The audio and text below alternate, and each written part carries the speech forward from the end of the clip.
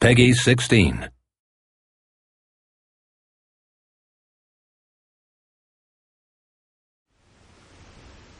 Your hero's journey begins as you return from the dead, miraculously resurrected by a device known as the Well of Souls.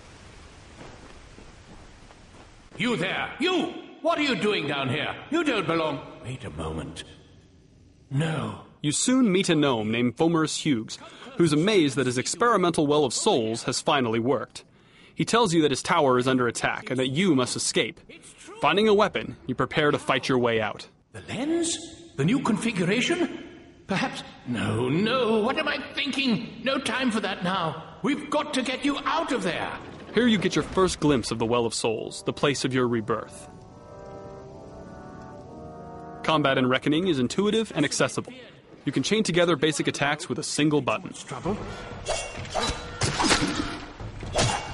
Well done. Collecting loot is a big part of the game. While you loot, you can compare items and decide whether they are worth equipping now or saving them to sell off later. Just by varying the timing of your basic attacks, you'll perform special moves like launching an opponent into the air and juggling him. Using your shield for a well-timed parry can open up an even more damaging attack chain on your stunned opponent. Now we've fast-forwarded to the Dalentarth region, your first introduction to the outside world of Reckoning. It's a peaceful place, a relatively safe start to your hero's journey. You now have both primary and secondary weapons equipped, and even as a melee fighter, you'll unleash powerful battle magic on your enemies.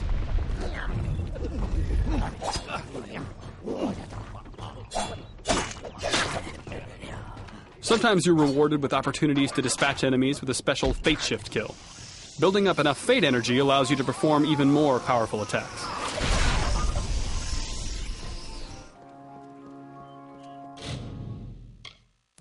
Reckoning features a robust crafting system. Here, for example, you might try your hand at Sagecraft.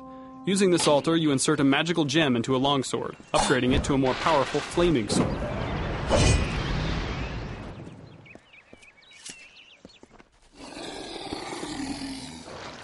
Combat in Reckoning is all about the choices you make for your character, what abilities you select, what armor and weapons you equip, and what strategies you employ against various enemies.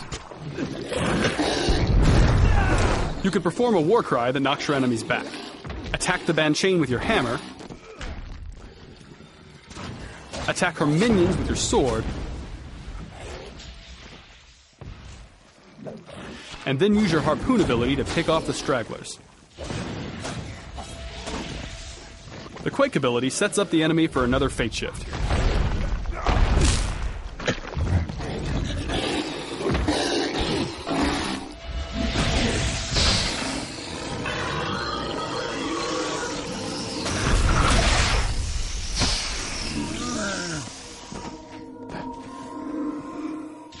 Finish off the remaining foes using the special attacks with your hammer.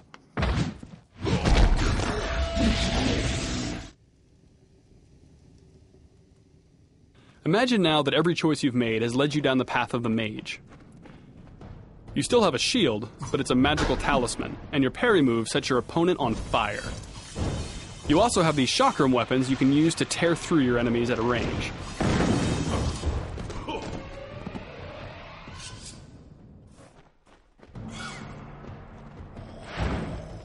Magic is your main weapon and defense. You teleport to dodge attacks, and your Mark of Flame lets you tag enemies individually, then detonate them in a fiery explosion. Even as a magic-focused character, you still have primary and secondary weapons. In this case, you're using an ice staff and a pair of flame chakrams.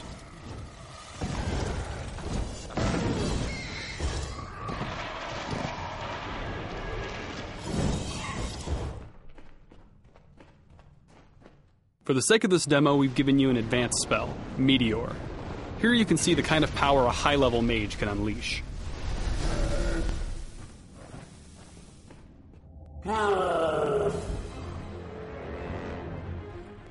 Throughout the game, you'll encounter big creatures like this Prismeer troll. Most RPGs would turn this into a highly scripted fight, but in Reckoning, these encounters are action-oriented in real time.